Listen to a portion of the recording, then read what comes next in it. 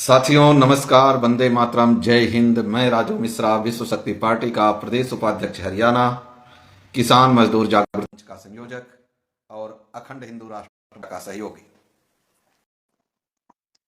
जैसे कि आज का टॉपिक आपने देखा, बड़ा ही सेंसिटिव है और आज ये टॉपिक रखना इसलिए जरूरी पड़ा क्योंकि जो है ईयरली क्लोजिंग फाइनेंशियल ईयर 24-25 और 25-26 का जो चल रहा है, इसमें आप सभी को पता है कि बैंक किस तरीके से आप सभी को टॉर्चर कर रहा है और बहुत सारे लोग आत्महत्या कर रहे हैं। तो इन सब के पीछे इनके मौत का सौदागर कौन है और कहां से इतना पैसे आया जो हर व्यक्ति कर्जवान हो गया। आज अगर आप देखेंगे तो लगभग 90% लोग कर्ज में डूबे हुए हैं और यहां तक कि जो लोग कर्ज में डूबे हैं उन विचारों का कोई भी सुध लेने वाला नहीं। लोगों के घर कर्ज पे, दुकान कर्ज पे, फैक्ट्री कर्ज पे, गाड़ी कर्ज पे, बच्चों की पढ़ाई के लिए कर्ज, बेटी के ब्याह के लिए कर्ज, मतलब हर तरह से कर्ज ही दिया जा रहा है और हर तरह से कर्ज दिया भी जा रहा है। आखिर जब सब कर्ज में ही है तो ये पैसा है किसका?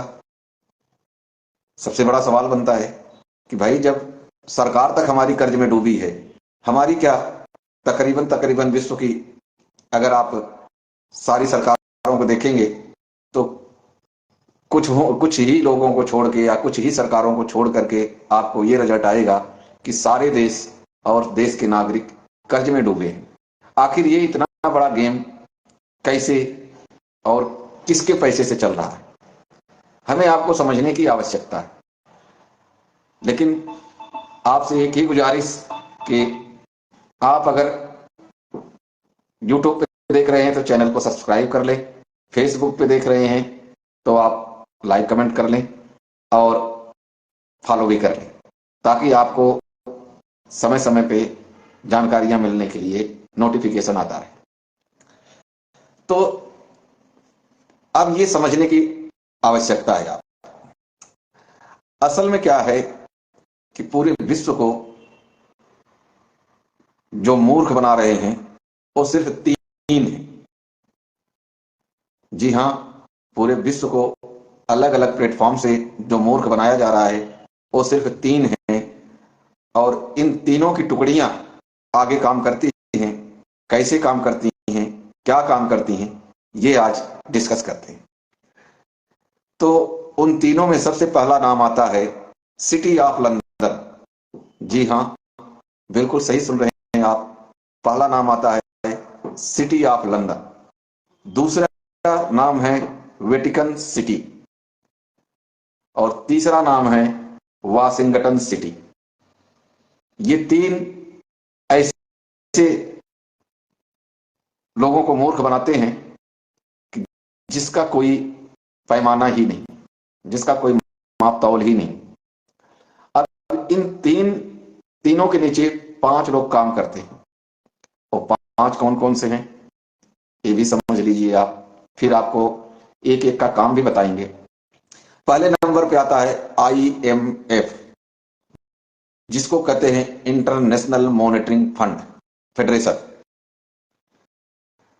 दूसरे नंबर पे आता है वर्ल्ड बैंक, सभी लोग परिचित हैं, सब जानते हैं इसके विषय में। तीसरे नंबर पे आता है UNO, यूनाइटेड नेशन ऑर्गेनाइजेशन। चौथे नंबर पे आता है WHO, आप सभी अच्छी तरह से जानते हैं, वर्ल्ड हेल्थ ऑर्गेनाइजेशन। और 5वें नंबर पे आता है WTO, वर्ल्ड ट्रेड ऑर्गेनाइजेशन। ये 5 संस्थाएं काम करती हैं। 5 संस्थाओं का काम जो है सिर्फ और सिर्फ जनता को मूर्ख बनाकर, उनकी संपत्ति को हड़प कर, उनको मरने के लिए मजबूर कर, वेटिकन सिटी के पॉप के चरणों में नतमस्तक होना, ताकि पूरे विश्व को ईसाई मशीनरी के तहत ईसाईकरण किया जा सके। सिर्फ इनका यही एजेंडा है। अब इसके पीछे ये काम कैसे करते हैं, आपको ये समझने की आवश्यकता है। सबसे पहले आते हैं IMF, इंटरनेशनल मॉनेटरिंग फेडरेशन पे। इसका काम जो है गरीब और विकासशील देशों को मॉनिटरिंग करता है और उनकी संपत्ति को इनडायरेक्टली बैंकों के माध्यम से अपने कब्जे में करवाता है, उनके देश की मुद्रा को निचले स्तर पे लाता है और अमेरिका के डॉलर को बढ़ाता है। यानी जो गरीब और विकासशील देश है, जैसे भारत, पाकिस्तान, बांग्लादेश, ये सारे उसी में आते हैं।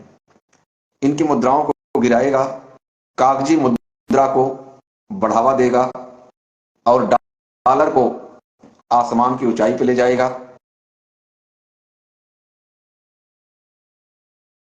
गरीबी झेलता रहेगा और उसके बाद क्या होगा आपको पता है। एग्जाम्पल के तौर पे आज भारत का रुपया और अमेरिका का डॉलर आपस में कंपैरिजन कर सकते हैं। यानी अगर कहें एक तरह से तो उस देश की अर्थव्यवस्था के ऊपर अत्याचार करता है। यह है IMF का काम। IMF अपने कठोरतम शर्तों के ऊपर उस देश को कर्ज भी देता है, लेकिन कहां से देता है आपको पता है, सब हवा हवाई होता है। दूसरे नंबर पे आते हैं वर्ल्ड बैंक। वर्ल्ड बैंक का जो काम है पूरे विश्व के आम जन के धन को एकत्रित करना। बिल्कुल आप सही समझ रहे हैं।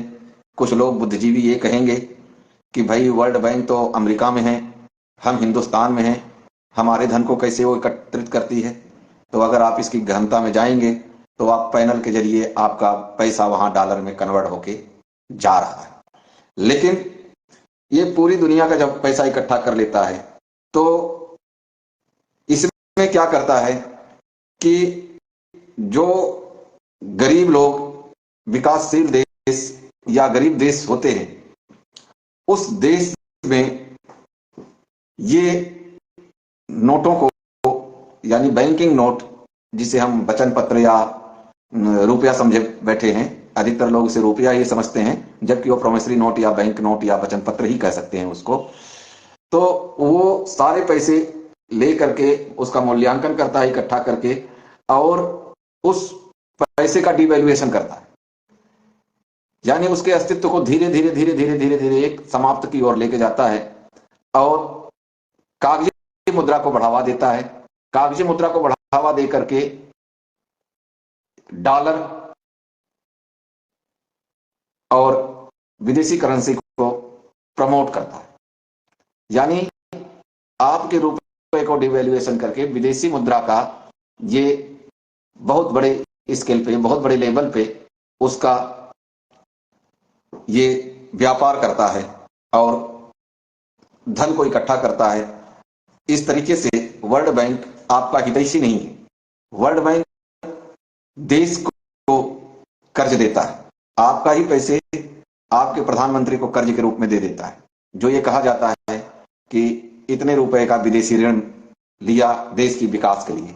तो धरातल पे आपके ही पैसे को घुमा करके आपको दे दिया जाता है। फर्क ये रहता है कि जब आपका पैसा आपके पास रहता है तो मान लो उसकी वैल्यूएशन कुछ ज्यादा, यानी अगर 1 रुपए में आपको ये कहें हम कि एग्जाम्पल के तौर पे बता रहे हैं कि 1 रुपए में आपको मान लीजिए कि बहुत कुछ मिल जाता है, यानी आप उदाहरण के तौर पर समझिए आज 1 रुपए के 1 किलो कनक मिल रहा है, गेहूं मिल रहा है, तो जब वो वर्ल्ड बैंक के थ्रू आपके पास में आएगा तो आपको उस 1 रुपए का 1 किलो तो छोड़िए, हो सकता है 100 ग्राम भी गेहूं ना मिले। यानी जब डिवैल्यूएशन होकर के आएगा तो वो आपके देश में आएगा, आपके पास घूम के आएगा और उसके अस्तित्व कम कर दिया जाएगा, उसका मूल्यांकन कम कर दिया जाएगा। तो कैसे होगा आपका उद्धार, ये आप बाखूबी समझ सकते हैं। तीसरे नंबर पे आते हैं हम यूएनओ, यूनाइटेड नेशन ऑर्गेनाइजेशन। ये एक ऐसी संस्था है जो उन देशों पर अपना सब कुछ थोपती है, अपनी शर्त, नियम, कानून सब थोपती है। अगर आप नहीं मानते उनकी बातों को तो उस देश के ऊपर युद्ध थोपती है। युद्ध इसलिए थोपती है कि अमेरिका और यूरोप से हथियार बन करके जाएगा, इससे उनका व्यापार बढ़ेगा, उनकी अर्थव्यवस्था मजबूत होगी। एग्जाम्पल के तौर पे आप यूक्रेन और रसिया को देख सकते हैं। अभी आपने देखा होगा कि डोनाल्ड ट्रंप और लेजेंस्की का जो देखा होगा, अभी आप वीडियो वायरल भी हो रहा है, न्यूज चैनलों पर भी दिखाया गया कि अगर लेजेंस्की उसकी बात नहीं मानते हैं तो किस तरीके, अगर वो 1 मिनट में उसकी बात मान ले तो हो सकता है वो युद्ध रुक जाता।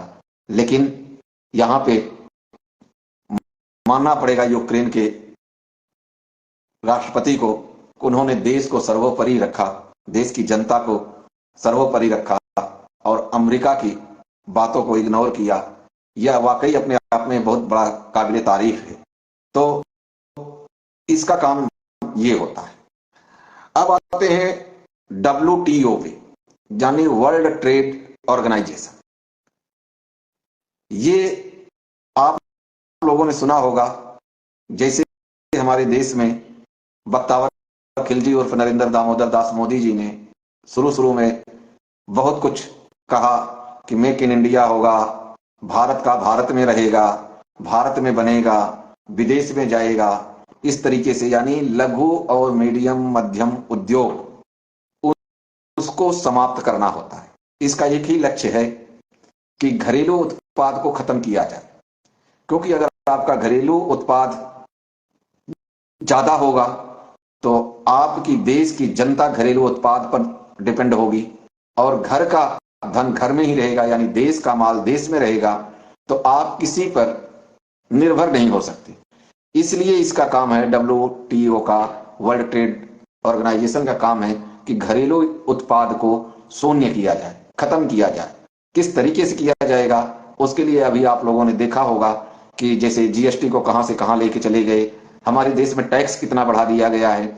आपको पता है कि आपके जो टैक्स बढ़ते हैं, इस टैक्स से आपको क्या बेनिफिट मिल रहा है, ये आपको नहीं पता है, क्योंकि टैक्स का जो पैसा है इनडायरेक्टली जा कहां रहा है। हमें आपको तो दिखाया जाता है कि सरकार इससे विकास कर रही है, लेकिन अगर सरकार हमारे टैक्सों से विकास करती होती तो विदेशी कर्ज क्यों लेती, ये भी सवाल बनता है। लेकिन नहीं, ये आपसे इसलिए टैक्स के नाम पे वसूला जाता है।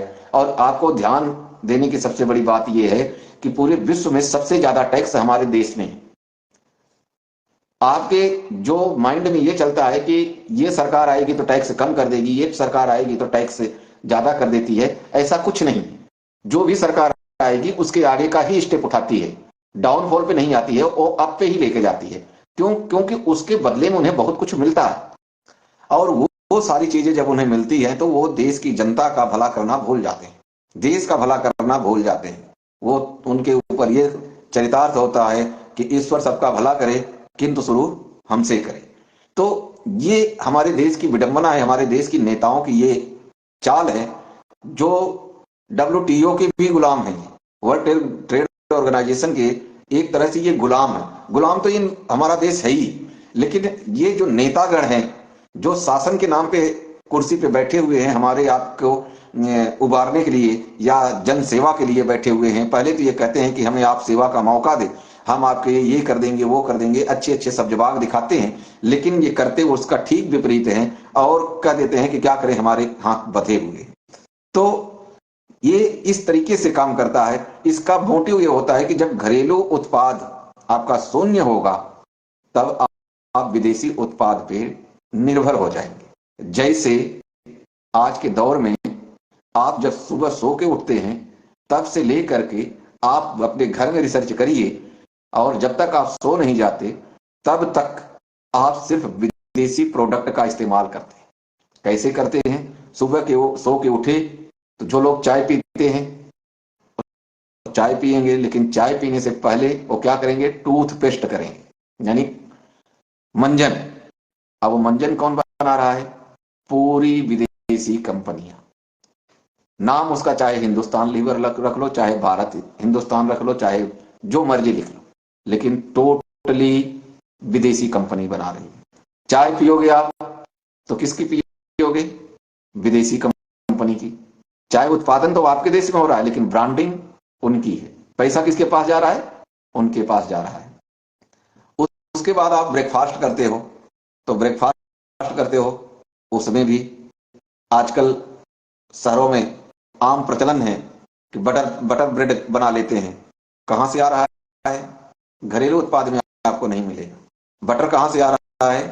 अमूल, मदर डेयरी, जितनी मर्जी नाम रख लो, हिंदुस्तानी नाम रखने से हिंदुस्तानी ब्रांड नहीं हो जाता। ये आपको ध्यान देने की बात है। कुछ लोग बिस्किट्स खाते हैं चाय के साथ में, तो बिस्किट्स भी अगर आप देखेंगे तो इनडायरेक्टली वो भी विदेशी ही मिलेगा आपको। आजकल स्टैंडर्ड बन गया है, क्योंकि हमारे आपके लोगों के दिमाग में ये चीजें आ गई कि विदेशी प्रोडक्ट अच्छे होते हैं, महंगे जरूर होते हैं, अच्छे होते हैं, लेकिन आप ये भूल जाते हैं कि हमारे इस घरेलू उत्पाद को ही विदेशी ब्रांड बना करके बेच दिया जा रहा है। हम ही से हमारा प्रोडक्ट लेकर के हमें आपको बेचा जा रहा है, सिर्फ उनका लोगो और उनका ब्रांडिंग नेम लगा करके। तो इससे क्या है कि यूरोपीय कंपनियां, अमेरिका, इनका इकोनॉमिक ग्रोथ होता है। अब आते हैं पांचवी संगठन पे, WHO, world health organisation. WHO का काम है लोगों में भय पैदा करना, डर पैदा करना। जैसे अभी आपने पीछे कोरोना का दौर देखा, और कितना हजारों करोड़ अरब रुपए का दवाइयां बेची गई, टैग लगा करके, और लाखों लोगों को मौत के घाट उतारा गया। तो ये 5 कंपनियां जो हैं यही काम करती हैं, और WHO के पास जब भी आप रिपोर्ट लेंगे तो कोई न कोई भयंकर बीमारी का डरावा के साथ ही आपको मिलेगा। ऐसा कोई आपको रिपोर्ट नहीं मिलेगा जिसमें देश की जनता के हित की बात कही जाए। सिर्फ डरावा दे करके वो आपको एकदम से इस तरीके से वो कर देते हैं कि आप इतने डर जाते हैं कि आप हर बातें मानने को बाध्य हो जाते हैं। जैसे कोरोना में आपने देखा, कभी कोई वायरस ला रहे हैं, कभी कोई वायरस ला रहे हैं, इस तरीके से। अब बात करते हैं कि लोगों के मौत के सौदागर का जो ये कर्ज है, ये रुपया है किसका? आप अगर आज इंटरनेट पे माया जाल के ऊपर आप सर्च करेंगे तो आपका पूरा विश्व कर्जदार मिलेगा। तो क्या हम ये मान लें कि इस रुपए का कोई वाली वारस या धनी नहीं है? अजी है तो जरूर, क्योंकि जो चीजें होगी वही तो आगे सामने दिखेगी, जो होगी नहीं तो वो कैसे दिखेगी? क्योंकि हम आप ईश्वर तो है नहीं, भगवान तो है नहीं, खुदा तो है नहीं हम, तो हमें कैसे दिखेगी? असल में क्या होता है कि ये जो इतना बड़ा खेल ड्रामा चल रहा है, जगह जगह पर इन्होंने अपनी एक छोटी छोटी यूनिटी बना रखी है। जैसे आपने RBI का नाम सुना होगा, रिजर्व बैंक ऑफ इंडिया का नाम आपने सुना होगा। ऐसे ही ये ईस्ट इंडिया कंपनी यानी रिजर्व बैंक तकरीबन पूरे विश्व में अलग अलग देशों में अपना व्यापार कर रही है। ये क्या करती है कि मछली फंसाने के लिए जैसे दाना मछुआरे डालते हैं, ठीक इसी तरह से आपको फंसाने के लिए थोड़े से पेपर करेंसी नोट छापते हैं। यहां आपको बताना यह आवश्यक होगा कि जितनी RBI नोट छापती है सॉरी, उससे कई सौ गुना अधिक मार्केट में लोगों के ऊपर कर्ज है। अगर आप इसको देखेंगे तो प्रेजेंट उदाहरण में आपको बताता हूं, भारत सरकार जिसकी मॉनिटरिंग करती है, हालांकि भारत सरकार नहीं, गवर्नमेंट ऑफ इंडिया करती है। भारत सरकार मैं इसलिए बोल रहा हूं क्योंकि हम आप यही समझते आ रहे हैं कि भारत सरकार का है, भारत सरकार का है। यानी गवर्नमेंट ऑफ इंडिया जिस रिजर्व बैंक ऑफ इंडिया की मॉनिटरिंग करती है, आपको जानकर हैरानी होगी कि उन्होंने सिर्फ 39 लाख हजार करोड़ रुपए का ही पेपर करेंसी छापा है। लेकिन अब ये जो उन्होंने 39 लाख करोड़ रुपए छाप दिया, ये रुपए आगे जा करके इतनी तेज गति से हमारे देश की जनसंख्या नहीं बढ़ी, जितनी तेज गति से ये 39 लाख हजार करोड़ रुपए लोगों को कर्ज के रूप में बांटे जा चुके।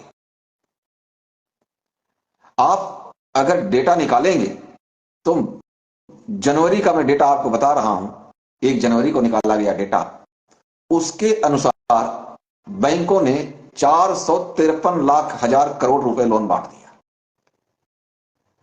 अब यहां पर आप सोचिए कि अगर उत्पादन 100 किलो गेहूं आपके खेत में हुआ तो आप बनिया के दुकान पे या आड़ती की दुकान पे आप 400 कुंटल गेहूं, 400 किलो गेहूं आप कैसे दे सकते हो? शायद यह संभव नहीं। लेकिन ये जो 5 ऑर्गेनाइजेशन है और 5 का जो बाप है तीनों, ये हैं तो सब कुछ संभव है। मोदी है तो मुमकिन है। ये अकेला मोदी की ही बात नहीं है। जितनी भी सरकारें आई हैं अब तक, सबने यही किया। किसी एक सरकार ने जनता की आवाज को नहीं सुना। जनता की आवाज को हमेशा कुचला गया, दबाया गया और जनता की आवाजों की लाशों के ऊपर कदम रख करके उस शिखर की कुर्सी पर बैठे हमारे नेता ही। आज जो देश की जनता मर रही है कर्ज के दलदल में फंस के, असलियत में यह कर्ज हवाई है। आप इन बातों को छोड़िए, आप सिर्फ किसी भी बैंक से आप उनसे यह सवाल कर लीजिए कि आप हमें अपने बैंक से कोई 3 ऐसे दस्तावेज दे दीजिए जो यह साबित करता हो कि आपने अपनी धन संपत्ति से हमें लोन दिया है, ऋण दिया है, और आपके उस दस्तावेज में, उस कागज में, उस अकाउंट में वह ऋण कम हुआ। सिर्फ आप 3 दस्तावेज दे दीजिए। आप सिर्फ सवाल कीजिए, 3 दस्तावेज दे दीजिए आप जो यह साबित करता हो कि आपने हमें वाकई में कर्ज दिया और अपनी संपत्ति से दिया। यकीन मानिए दोस्तों, आपको बैंक कुछ भी नहीं दे सकता। सिर्फ क्या देगा वो आपको? आपके अकाउंट का स्टेटमेंट। इससे अतिरिक्त तो कुछ दे ही नहीं सकता। क्यों? 3 कागज आपको मांगने का मेरा कहने का यह मतलब है, पहला कागज ये कि उसके पास वो धन आया कहां से। दूसरा कागज ये कि उसके जो धन में से आपके खाते में आया है वो पैसे माइनस होना चाहिए, घटना चाहिए। और तीसरा कागज ये कि जो आपके खाते में प्लस किया, कभी दे ही नहीं सकता। क्यों नहीं दे सकता? क्योंकि हवाई रुपया है। सिर्फ आपके अकाउंट में डिजिट लिख दिया जाता है। हकीकत में न वो रुपए छापे जाते हैं, न वो रुपए बैंक बनाता है, न वो रुपए आप बनाते हो। सिर्फ हवा में लिख दिया जाता है और लिखने मात्र से कोई रुपया नहीं बन जाता, कोई पैसा नहीं बन जाता, कोई प्रोमिसरी नोट नहीं बन जाता, अगर लिखने मात्र से बनता हो तो एक व्यक्ति सुबह से शाम तक अगर मैं 500-500 रुपए एक एक कागज पे लिखाना शुरू करूं तो सुबह से शाम तक एक व्यक्ति 8 घंटे में लगभग 5 लाख नोट तैयार कर देगा। क्या करना है उसमें? लिखना ही है कि भाई 500 रुपए अदा करने का वचन दिया, साइन मारो। 500 रुपए अदा करने का वचन दिया, साइन मारो। तो 8 घंटे में लगभग आप 5 लाख 500 के नोट अगर बनाए तो आराम से आप कर सकते हैं। विडंबना यह है कि जिनको हमने अपने सलाखों पर बैठाया उन्होंने ही हमारे पैरों में कुल्हाड़ी चलाया। आपको जागना होगा, आपको समझना होगा, आपको देश में अपने देश की आन बान शान के लिए आगे आना होगा, अपने बच्चों के भविष्य को बचाने के लिए आगे आना होगा। आपके ऊपर जो ये चश्मा चढ़ाया जा रहा है, सनातन बोर्ड, सनातन हिंदू राष्ट्र, अजय हिंदू राष्ट्र तो छोड़िए, हिंदू गांव बनाने की औकात नहीं है। आपने जिसको बहुत बड़ा परमात्मा का अवतार मान रखा है, बख्तावर खिलजी को, उनकी औकात में एक गांव को हिंदू बनाने की नहीं। अगर गांव कहें कि एक गांव में 400-500 घर रहते हैं, सिर्फ एक गांव को हिंदू गांव घोषित कर दें तो वह उनकी औकात नहीं है। हिंदू राष्ट्र की तो बात ही कल्पना से परे है। कौन सी दुनिया में आप सो रहे हैं? कौन सी दुनिया में आप हैं? आप कल्पना कीजिए, जब आपके बच्चे गले में क्रॉस टांग करके आएंगे और कहेंगे मेरी क्रिसमस, और जब यूं करेंगे ना, यूं यूं यूं और यूं, तब आपको अपने इस मृतलोक में जन्म लेने पर शर्म आएगी कि आपकी औलाद आज ईसाई बन चुकी है। तब आपको नहीं दिखेगा, लेकिन क्या करेंगे, क्योंकि बादशाह अकबर भी अपनी औलाद से हार गया था। आप अपने आप को सरेंडर कर देंगे औलाद के लिए, तो आप ऐसा क्यों करना चाहते हैं?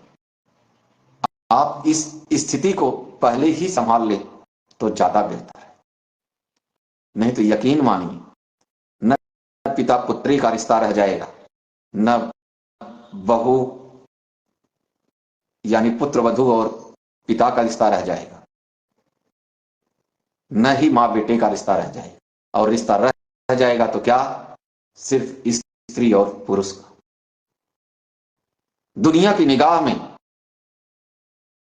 आप एक संख्या, आपको जीने मरने से किसी को कोई नुकसान नहीं। मरने से उनका नुकसान है, आपके जीने से, सॉरी, मरने से उनका फायदा है, आपके जीने से उनका नुकसान है। आज अगर आप देखेंगे, छोटे छोटे प्रांतों में आप देखेंगे तो आईवीएफ सेंटर बड़े पड़े हैं। क्यों बड़े पड़े हैं? क्योंकि आप जिन बच्चों के लिए आप भाग दौड़ कर रहे हैं, उन बच्चों को धीरे धीरे नपुंसक बनाया जा रहा है। आज आप अपने गांव में अगर रिसर्च करेंगे, अपने गली मोहल्ला में रिसर्च करेंगे, तो दाम्पत्य जीवन शुरू होने के बाद लोग अस्पतालों के चक्कर लगाना शुरू कर देते हैं। यह क्या है? और अभी हमारे साथ जुड़े अखंड हिंदू राष्ट्र मोर्चा के दिल्ली प्रदेश अध्यक्ष यह बता रहे हैं कि यह विचार कोई अपराध नहीं है। हाँ, बिल्कुल नहीं है, क्योंकि सुप्रीम कोर्ट ने एक रूलिंग निकाला था, हमने भी पढ़ा था, तभी हम ये चीज रख रहे हैं और आपको जगाने का प्रयास करते रहते हैं। तो दोस्तों, अपने आप को बचाइए, अपनी पीढ़ियों को बचाइए, अपनी औलादों को बचाइए, और ये जो कर्ज के दलदल में आप फंसे हुए, इस कर्ज का निचोड़ आपको मैंने बता दिया। आपको कर्ज से घबराना नहीं, आपको एकत्रित होना। जब तक आप एकत्रित नहीं होंगे तब तक आप इस लड़ाई को नहीं जीत सकते। और देश में अखंड हिंदू राष्ट्र मोर्चा की सरकार लानी होगी। सनातन सरकार जब आएगी तो ही आपका कल्याण हो सकता है, क्योंकि 4 अप्रैल 1968 के बाद अगर आपने कोई बैंक से कर्ज लिया तो वह कर्ज नहीं है, वह सिर्फ आपको गुमराह करने के लिए केवल एक एजेंडा मात्र है, जिसके तहत आपको फंसाया गया। वो सिर्फ षड्यंत्र है, और उस षड्यंत्र में आप फंसे हुए हो। उससे निकलने के लिए आपको अपने स्तर पर लड़ाई आगे लड़नी होगी। आप इस चीज को भूल जाइए कि आपको कोई सुनेगा, कोई नहीं सुनेगा। आपकी वाक्पटुता, आपके साक्ष्य, आपका परिवार, आपके विचार, यही आपको बचाएंगे। और बचाने के लिए न राजू मिश्रा आएंगे, न राम विनय पांडे आएंगे, न गंगाराम तिवारी जी आएंगे। आपको खुद को बचना होगा। हाँ, ये बात दिगर है कि हम आपको मोटिवेट करते रहेंगे और समय समय पर आपको प्रोत्साहित भी करते रहते हैं, और जो भी है जितना हो सकता है हम आपकी मदद के लिए तैयार भी रहते हैं। इसी विचारधारा के साथ आज का लाइव यहीं खत्म करते हैं। फिर मिलेंगे आपको नेक्स्ट वीडियो में, नेक्स्ट लाइव में। तब तक के लिए जय हिंद, वंदे मातरम। साथियों, अपना ख्याल रखें। शुभ दिन।